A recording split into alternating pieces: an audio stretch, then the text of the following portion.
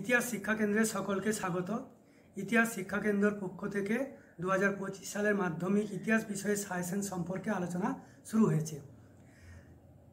ইতিহাস শিক্ষা কেন্দ্রের পক্ষ থেকে আলোচনায় আমরা পঞ্চম অধ্যায় পর্যন্ত গুরুত্বপূর্ণ প্রশ্নগুলো দেখে নিয়েছি। আজ ষষ্ঠ অধ্যায় থেকে বাকি অধ্যায়ের গুরুত্বপূর্ণ প্রশ্নগুলো দেখে নেব। তো চলো সরাসরি সাজেশনে চলে যাওয়া যাক। দেখে নেওয়া যাক ষষ্ঠ অধ্যায়ের গুরুত্বপূর্ণ প্রশ্নগুলি। ষষ্ঠ অধ্যায়ে গুরুত্বপূর্ণ 4 নম্বরের প্রশ্নগুলি হলো: প্রথম প্রশ্ন, আইন অমান্য আন্দোলন পর্বে শ্রমিক আন্দোলনের পরিচয় দাও। 2 নম্বর প্রশ্ন, মানবেন্দ্রনাথ রায় ওরফে এম.এন. রায় কী জন্য বিখ্যাত বা তিনি স্মরণীয় কেন? 3 নম্বর, টিকা লেখ তেভাগা আন্দোলন। 4, সারা ভারত কিষাণ সভা সম্পর্কে কী জানো? 5, বঙ্গভঙ্গ বিরোধী স্বদেশী আন্দোলনে কৃষক শ্রেণীর ভূমিকা কীরূপ ছিল? 6, টিকা লেখ বারদৌলি সত্যাগ্রহ। 7, টিকা লেখ মিরট ষড়যন্ত্র মামলা। 8, টিকা লেখ ওয়ার্কার্স অ্যান্ড পেজেন্টস পার্টি। 9, বঙ্গভঙ্গ বিরোধী আন্দোলনের সময় শ্রমিক শ্রেণীর ভূমিকা আলোচনা করো। এই 9টি প্রশ্ন ষষ্ঠ অধ্যায় থেকে 4 নম্বরের জন্য গুরুত্বপূর্ণ। এবার ষষ্ঠ অধ্যায় থেকে 8 নম্বরের জন্য কী কী গুরুত্বপূর্ণ দেখে নিন। ষষ্ঠ অধ্যায় থেকে গুরুত্বপূর্ণ 8 নম্বরের প্রশ্নগুলি হলো: প্রথম প্রশ্ন, ভারত ছাড়ো আন্দোলনের সময় বাংলায় কৃষক আন্দোলনের বর্ণনা দাও। দ্বিতীয় প্রশ্ন, অসহযোগ আন্দোলনের সময় কৃষক আন্দোলনগুলির পরিচয় দাও। 3, বিংশ শতকের ভারতে উপনিবেশ বিরোধী আন্দোলনে বামপন্থীদের ভূমিকা কীরূপ ছিল? 4, আইন অমান্য আন্দোলনের সময় ভারতের শ্রমিক আন্দোলনের সংক্ষিপ্ত বর্ণনা দাও। ষষ্ঠ অধ্যায় থেকে 8 নম্বরের জন্য এই 4টি প্রশ্নই গুরুত্বপূর্ণ। তাহলে এবার চলে যাওয়া যাক সপ্তম অধ্যায়ের গুরুত্বপূর্ণ প্রশ্নগুলোর দিকে। তো সপ্তম অধ্যায় থেকে গুরুত্বপূর্ণ 4 নম্বরের প্রশ্নগুলি হলো: প্রথম প্রশ্ন, লাহোর ষড়যন্ত্র মামলা সম্পর্কে টিকা অথবা আলিপুর বোমার মামলা বা রশিদ আলী দিবস সম্পর্কে টিকা।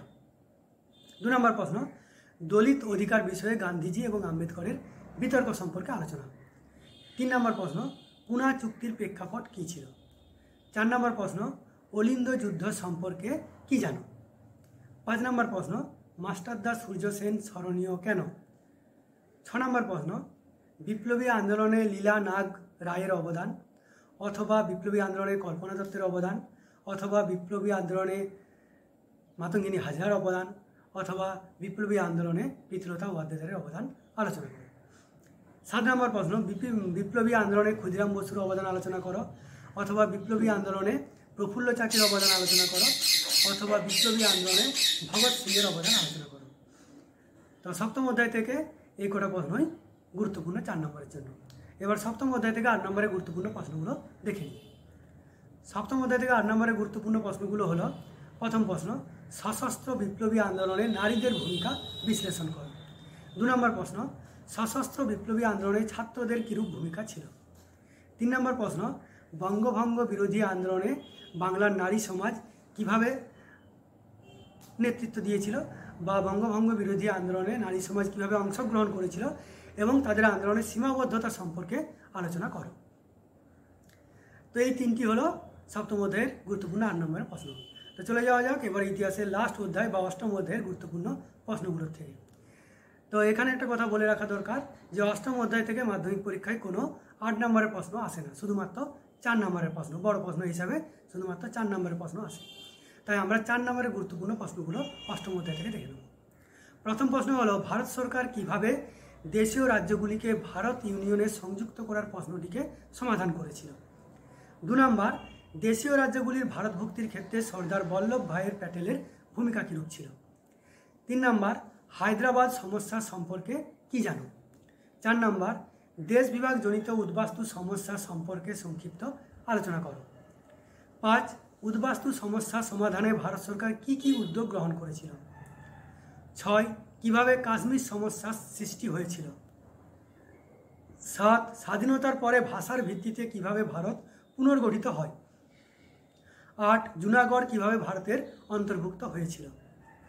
9, ভাষার ভিত্তিতে বা ভাষাভিত্তিক গঠনের ক্ষেত্রে অন্ধ্রপ্রদেশে কী ধরনের সমস্যা দেখা দিয়েছিল?